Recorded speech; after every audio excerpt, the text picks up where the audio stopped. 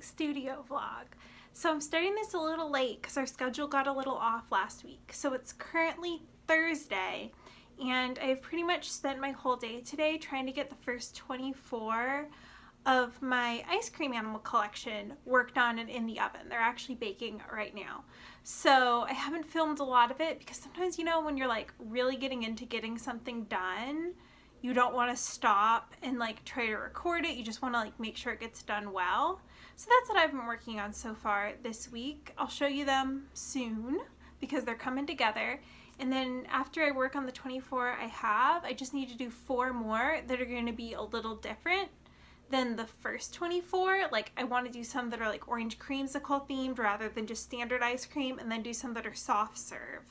Though I kind of need to go to the craft store and get like a better frosting piping tip to make more soft serve animals because the only one I have is really tiny. But yeah, that's what I'm up to so far, and I hope you'll come along for the week. All these little guys just came out of the oven and they are looking great. Obviously I can't touch them right now because first they're burning hot, and second, if you like touch clay before it sets, you could break it super easy. But I'm so excited. They're looking good. I'm so excited to have all these ice cream animals on their way. And I can't forget the cotton candy ones I baked earlier. At first I wasn't sure about my exact color scheme, but like I'm digging it. I like these colors. Hi there. It's Friday today, and basically I've just been doing super boring work all day. I've just been cleaning my critters up with some acetone, and it just makes them smoother. It gets rid of fingerprints or little marks on them, so that's what I've been doing. And basically all I do for that is I just pour out some acetone and then I use a little Q-tip to just wipe them down. So you really have to rub it in there, but you know, it is what it is. You probably can't even tell that they're super like uneven from being sculpted on camera, but they are, and it makes a huge difference to really wipe them down in real life. But it is kind of a time-consuming process. So it's been taking me all day and it's not really worth filming, but I do get asked about how I keep my clay clean and dust-free and texture-free. So I thought I'd talk about the acetone a little bit. Ultimately, like having a clean work surface and, you know, rolling off your lint on scrap clay is always important, but this acetone tip after baking really does help. One thing about doing the acetone that's hard to explain really briefly on Instagram or TikTok is that sometimes when you're using darker clay, you can get residue on the darker parts, either from the lighter parts or vice versa. But in general, darker clay is harder to keep clean in that way because it gets a white residue on it that you can sort of buff out, or you can sort of, you know, get off with rubbing alcohol, but mostly you just have to like keep on wiping it until it goes away. Like there's a little residue on this panda bear. I'm not sure if you can tell, but she has a little bit, unfortunately. But yeah, since I usually work with pastels, that isn't often an issue for me, but because the ice cream collection does involve a lot of like chocolatey colors, it's been a little bit of a struggle, but you know, I'm working on them. They're okay. They're making it, acetone or not. You can't see too much of the white residue that sometimes gets on the darker colors. But luckily that isn't an issue for the lighter colors. It's just cross-contamination between different colors can kind of be an issue when using acetone. So I try to do each little patch of clay separately. So like each strand of hair, if I'm really going for it, I'll do with a different Q-tip. And like obviously the body of each, you know, I'll switch it in between critter colors. So like, you know, use the different Q-tip for his body versus his hair.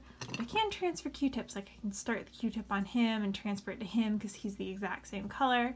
But that's kind of how the acetone process works. It's just basically sitting and poking at these guys for hours on end, which is just part of the process sometimes, I think.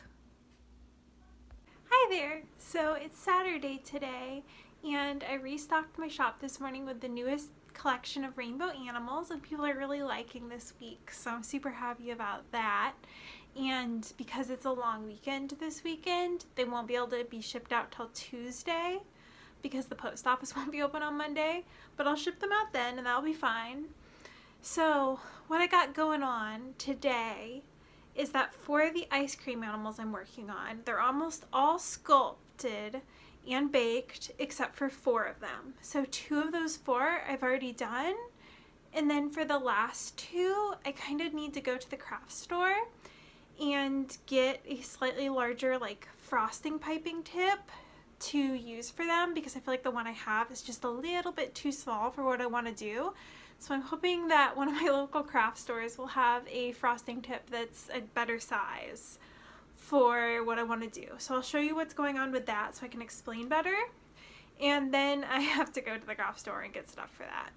Alright, so here's what I got going on. I have a couple of orange creamsicle animals that are like mostly sculpted. They just need like blush and highlight, and I'll need to make some like frosting to attach these little mini orange creamsicles on with. I'm not sure if I should like make a bite cut out of the creamsicles or not. I'm not really sure.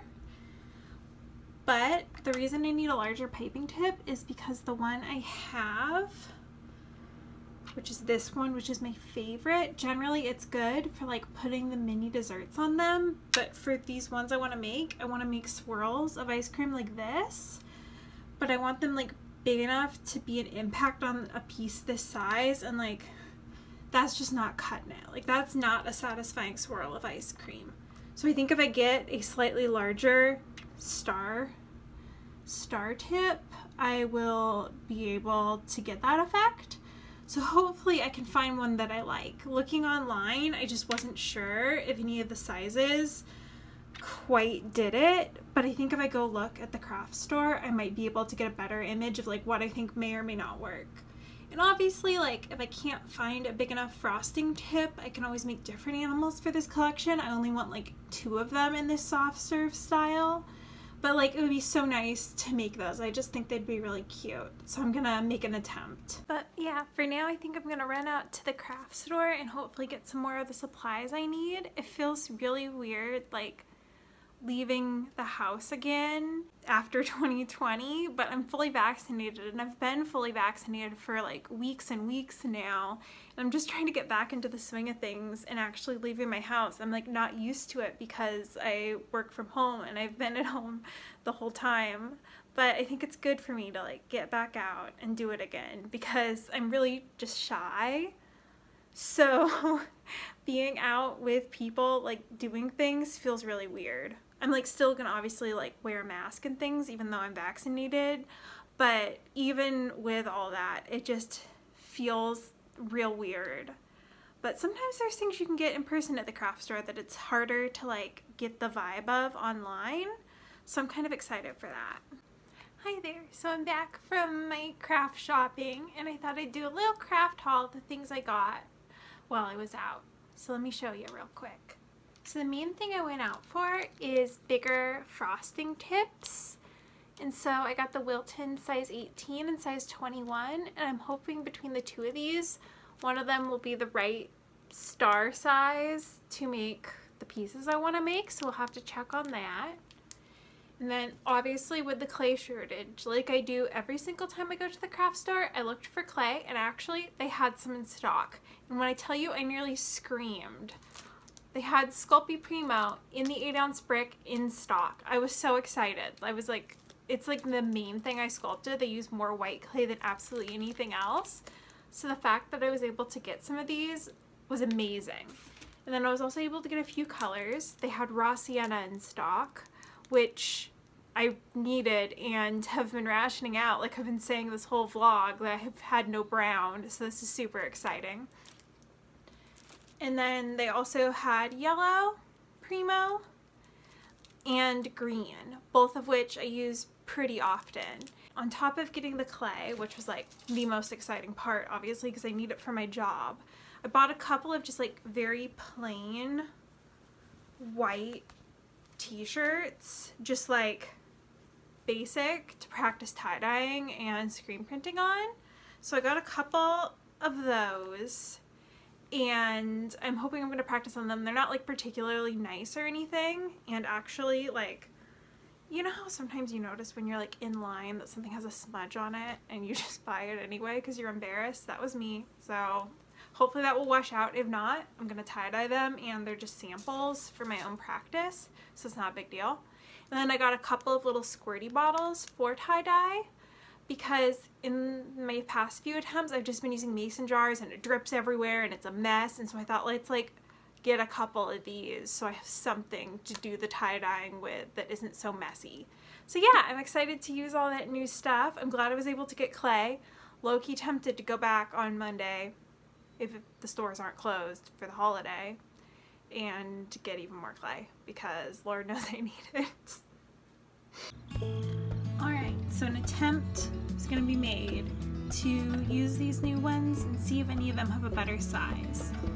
So here's again the size 14 I already had, and here's the size of swirl it makes. And I'm going to try first with this size 18 and see what that looks like. As always, shoving clay through a frosting tip is an interesting process. Already that looks like so much of a bigger, better size than what I was working with. This actually is going much faster than normal because I mixed a little bit of liquid clay into my Primo to do this with. It's something like new I thought of, and it's making it easier, I think. Alright, so that is what the size 18 does for me. Obviously, like for my actual project I do a little more than this, probably, but just to experiment with what that swirl would look like. Okay, so that is what that one looks like. And already that looks like a better size than the original. It's just chunkier.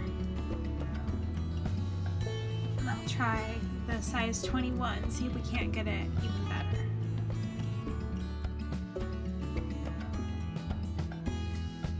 Obviously I think it would look a little better if I was like doing it for real, but this is just my size test. Ooh, he looks pretty good. Let's compare him to my snake, which it won't be on this particular piece, by the way. Ooh, that might be a better soft serve swirl, huh? Imagine that half and half color. Yeah, that looks better. I actually think I could use the 18 for some stuff, so I'm glad I got both. But like, wow. That's juicy. It's thick. There we go. I think I will try with the size 21.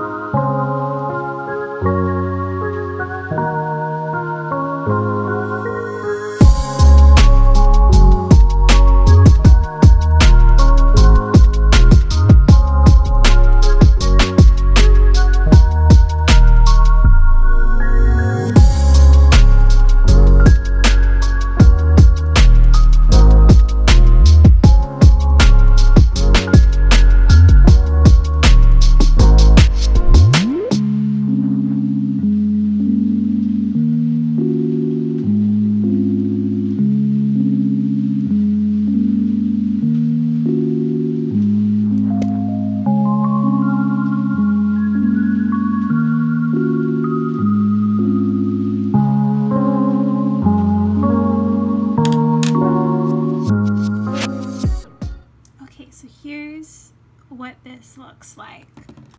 What I'll probably do is cut off this edge part when I have the critter it's gonna go on, but I feel like it looks like pretty good little soft serve. Like, it's not perfect by any means, but also I'm like shoving clay through a very messy piping tip.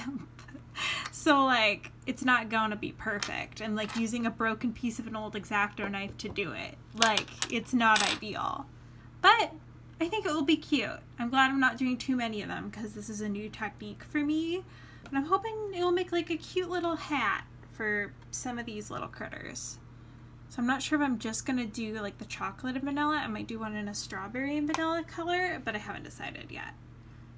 But here it is. It's pretty cute.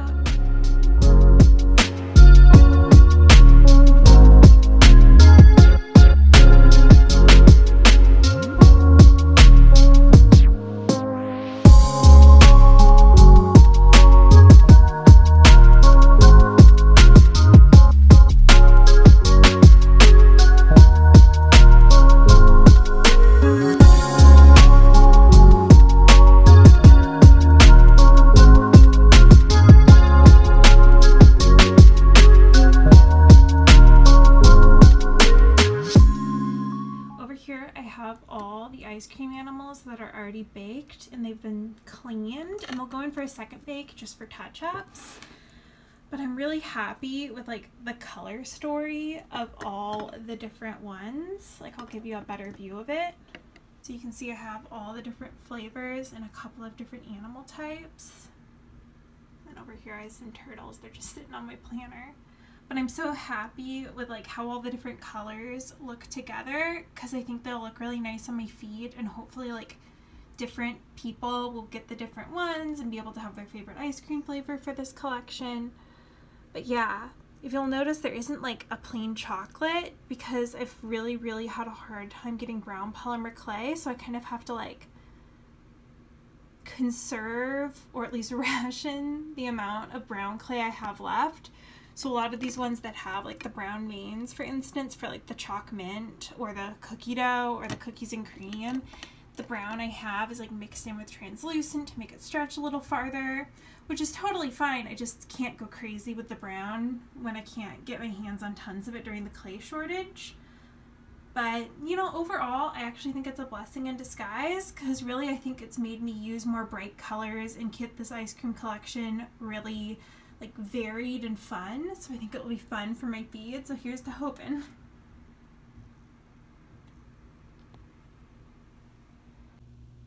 So I'm not sure if anyone is watching my content for the update on my nails, but here is about 2 weeks, 16 days I think, of the Beetles gel.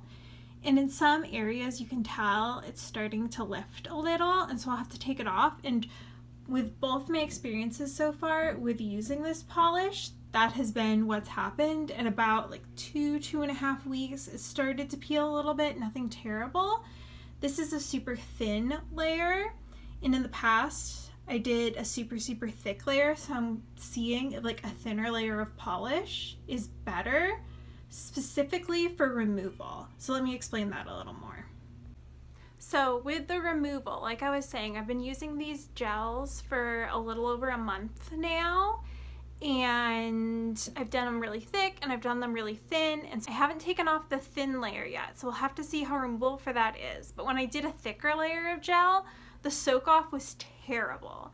Like the only way I was able to get it off is to really carefully sand down as much of the color as possible, obviously leaving enough color that I didn't like damage my natural nail, because that's what I'm trying to avoid by doing my own nails, and you know, the cost. I'm gonna see if the thinner polish removes better and soaks off better in acetone.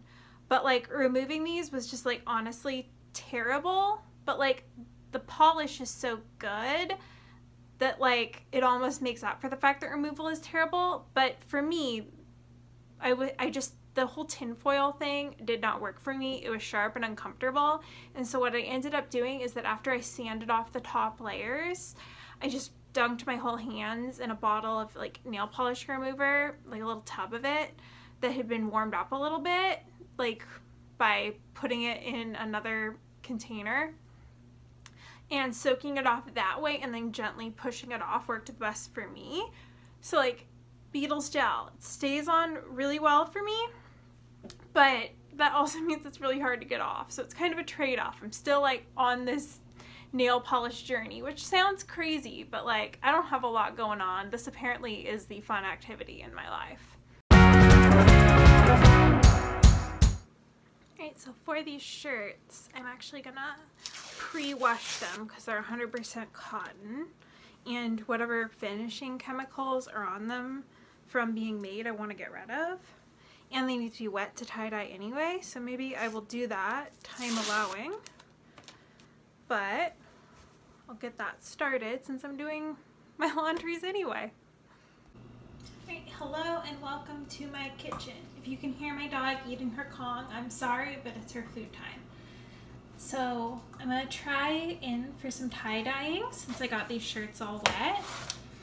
And as far as primary colors go, I'm really a magenta, yellow, cyan kind of gal, not a red, yellow, and blue kind of gal. So this is kind of the pastel version of that. It's like a pink and a cyan toned blue and then the yellow. So that's what I work with when I'm color mixing. So what I think I'm gonna go for is doing one of them the blue and then another one of them a pink, but I want to mix some yellow in to make it a peachier pink rather than a straight pink, because I'll show you what the straight pink looks like. So this sweater I already made is the average pink. You know, it doesn't show up on camera too much, but it's very like bubblegummy, and I feel like people resonate more with a peach pink. I feel like it takes a certain type of person to go for a bubblegum pink, and I'm that sort of person, but I don't think everybody who follows me is. So I'm gonna go for a peachier one, I think. But you know, I need to mix in some soap and some salt, so I'm gonna get those. I'm pretty sure the hot take is that the warmer your water is, the better.